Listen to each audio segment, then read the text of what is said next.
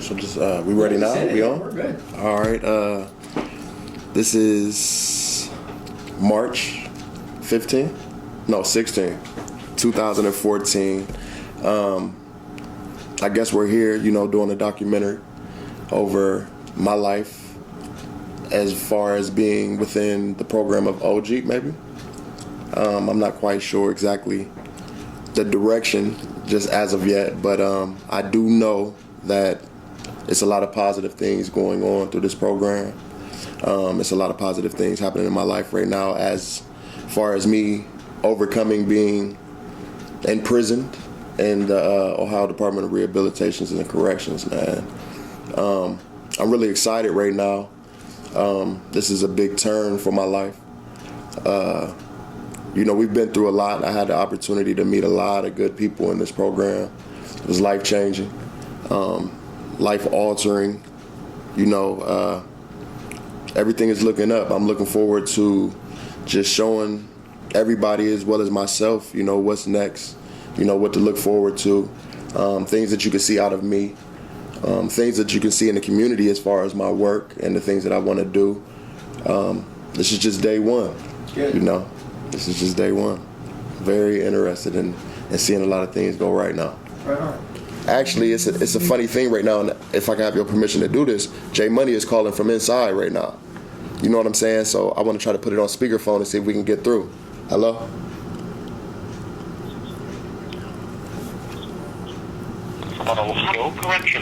This is just one of the things that we go through, man. A phone from Jason Mitchell. An inmate at Grafton Correctional Institution. To accept, dial 0 and hold. To refuse, dial 5 and hang up. To block inmate calls. Your call is being connected. Thank you for using Global Tel. Hey, J Money, what's going on, bro? What's up? Hey, man. What's up, you? Hey, guess what, man? I got a gift for you right now. What's that? I'm sitting here in front of a camera with Brooklyn. You know what I'm saying? Doing this interview, you on the air right now with me, man. You got anything you want to say? I got you on speakerphone. Oh, no, man.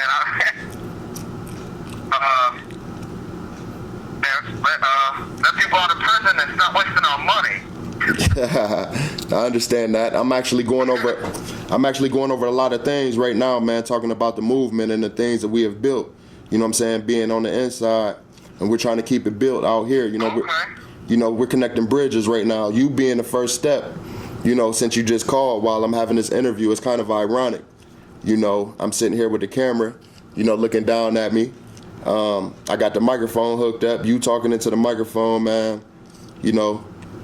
It's amazing. Beautiful, man. That's what's up. Yeah, we building bridges, bro. How you feeling? Everything all right in there? Yeah, man. I'm excited. I found my judicial release in 14 days. Oh yeah, in 14 days you file your judicial? Yeah, man. I found my judicial release in 14 days. Good look, man. Listen here, bro. I'm like speechless, man. You got me so happy, excited. I'm talking to you. Good luck on that judicial, bro. I'm sitting here praying for you.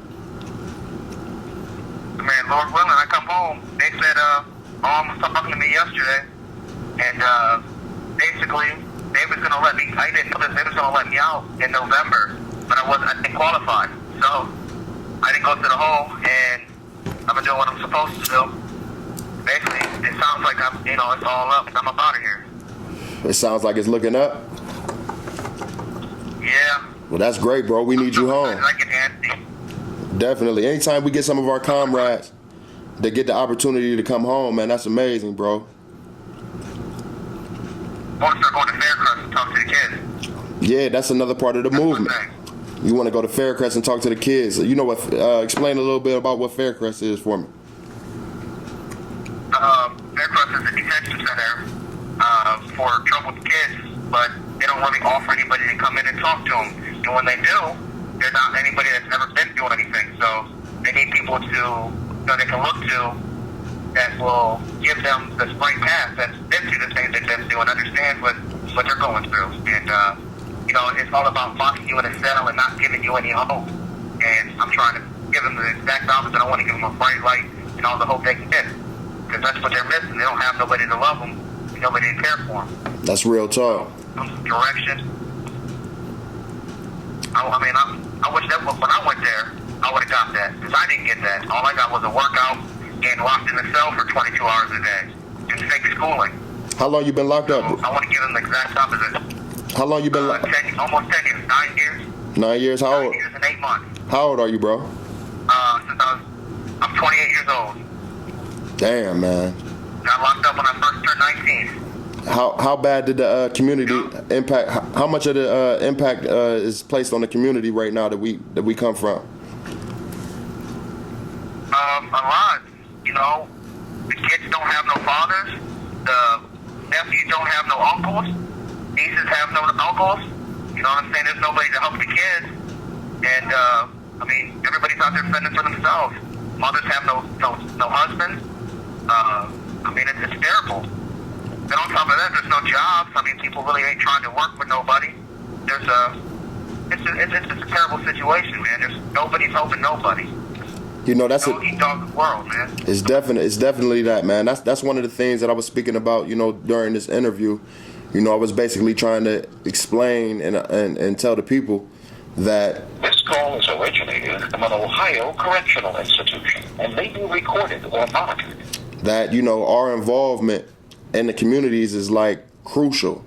Our involvement of raising awareness and spreading the word about what we can actually accomplish and the things that we've been going through, is just something that it has to be done. For us to continue to allow ourselves to be placed in these confinements, to be placed in taken by these institutions, we got to start owning up to that. We got to start manning up to that. We got to start showing them that we're not just going to accept the conditions that you're placing on us. We're not going to accept the conditions of our communities. The children, they got a place to grow. They got a place to learn. Cities are small in some areas, but they're large in others. And our minds and the level of our consciousness will be able to show and prove that we can accomplish great things even as convicted felons, man. It's hard for us, but it's our job now. Like, that's one of the things that we signed up for. When we signed up to take on an incarceration, when we signed up to take on being locked up in these places, we signed up to grow and learn and understand.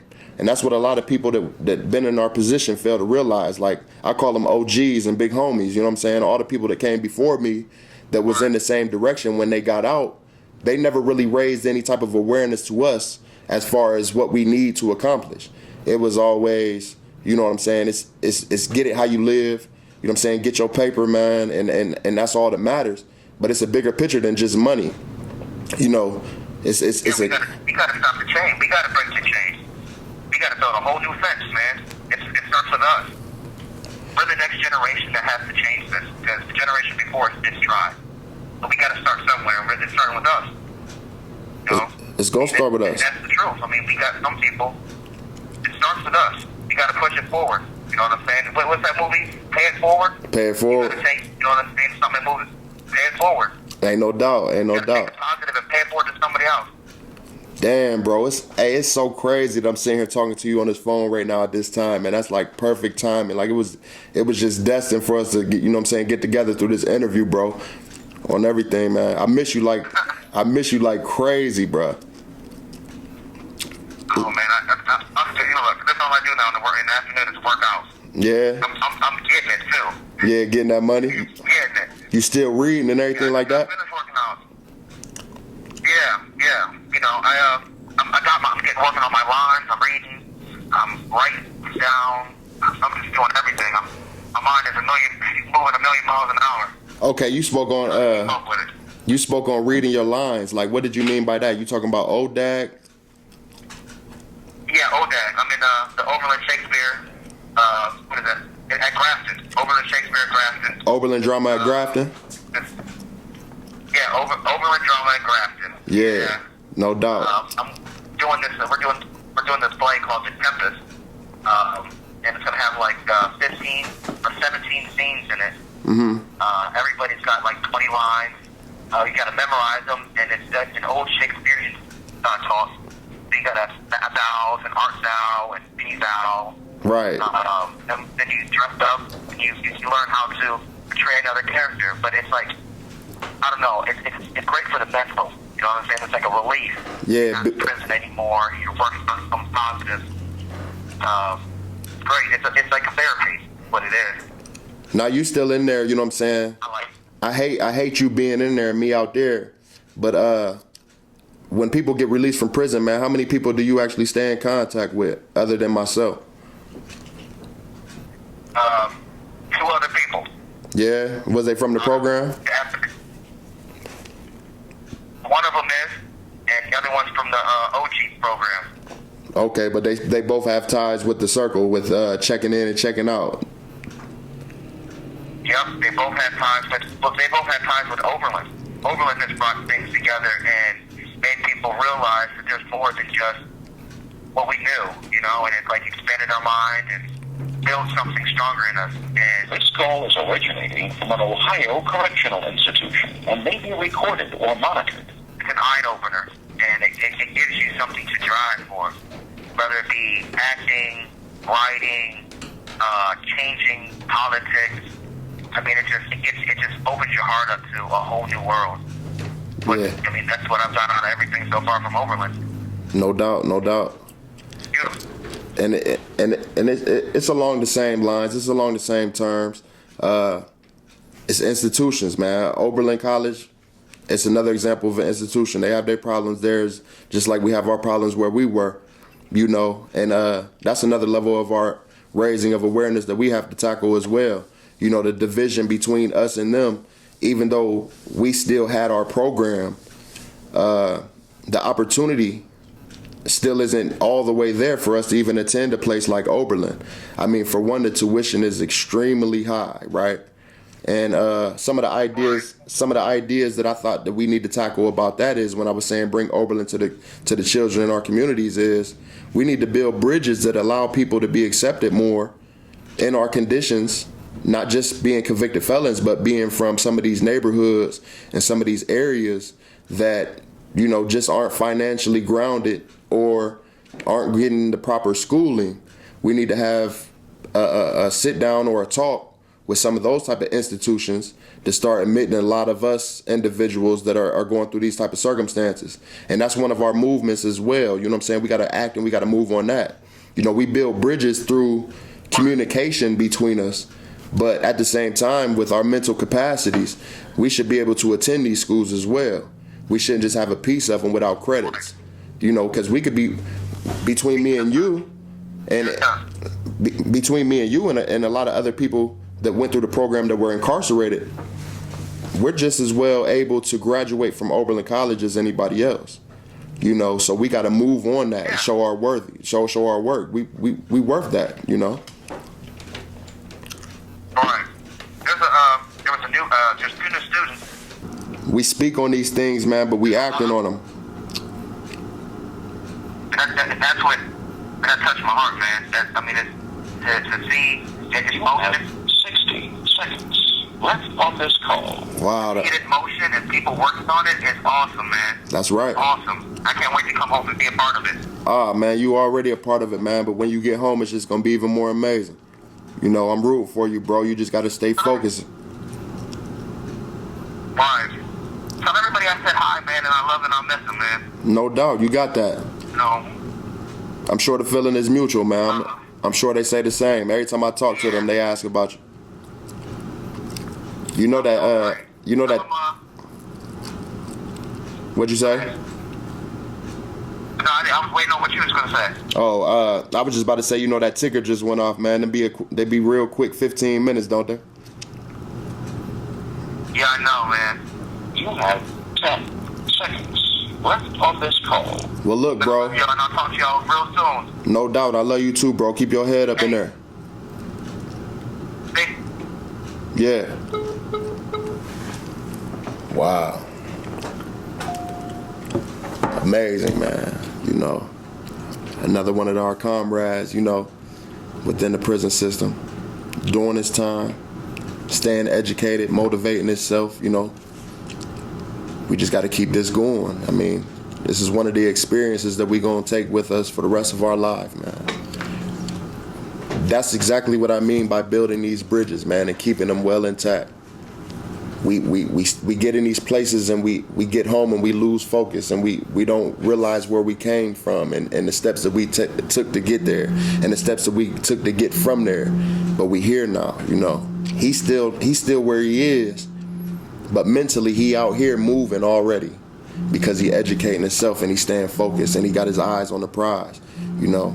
He just spoke on community. He spoke on what we needed, you know. It's real.